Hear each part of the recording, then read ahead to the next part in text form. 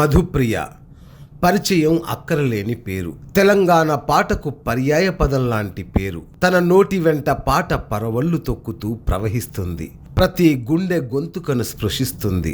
ఆడపిల్లనమ్మ అంటూ 9 ఏళ్లకే తన పాటల ప్రస్థానం మొదలుపెట్టి వచ్చిండే మెల్లగా వచ్చిండే అంటూ సినీ గీతాలు పాడి టాలీవుడ్ను ఉర్రూతలూగించే స్థాయికి చేరుకున్న ఈ సూపర్ సింగర్ పెద్దింటి మధుప్రియది ఏ ఊరో తెలుసా?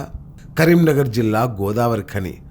1997 ఆగస్టు 26వ తేదీన పుట్టిన మధుప్రియ తల్లిదండ్రులు పెద్దింటి మల్లేష్, సుజాత.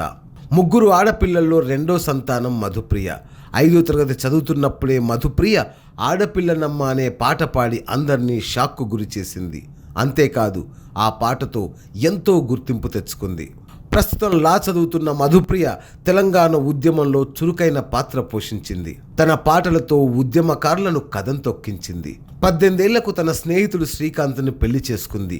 ఈ విషయంలో కొంత వివాదం నడిచినా ఆ తర్వాత సద్దుమణిగింది. హైదరాబాద్ నల్లకుంటలో మధుప్రియ కుటుంబం నివాసం ఉంటోంది. తన ఇంటి సమీపంలోనే ఉండే శ్రీకాంత్తో పరిచయం ఏర్పడి ప్రేమగా మారింది. ఆ తర్వాత వారి ప్రేమ వివాదంగా మారిన ఆ తర్వాత తల్లిదండ్రులు ఒప్పుకోవడంతో ఘనంగా వివాహం జరిగింది. తెలంగాణ పాటలు, బతుకమ్మ పాటలు, సినిమా పాటలు, సోషల్ మెసేజ్ ఓరియంటెడ్ సాంగ్స్ పాడుతూ తెలంగాణలో టాప్ సింగర్గా ఎదిగిన మధుప్రియకు great Telangana TV hats off చెబుతోంది. ప్రోత్సాహం లభిస్తే ఆడపిల్లలు ఎంతటి ఘన విజయం సాధిస్తారో నిరూపించి ఎంతోమంది గ్రామీణ ఆడపిల్లలకు స్ఫూర్తిదాయకంగా నిలిచింది మధుప్రియ. Great Telangana news, Hyderabad. నిరంతర న్యూస్ అప్డేట్ కోసం ఛానల్ ను సబ్స్క్రైబ్ చేయండి. పక్కనే ఉండే బెల్ సింబల్ ను క్లిక్ చేయడం మర్చిపోకండి. అప్డేట్స్ ని మిస్ అవ్వకండి.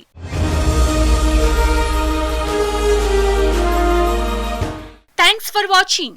Please like, comment, share. Follow on Facebook, Google+, Twitter, Instagram.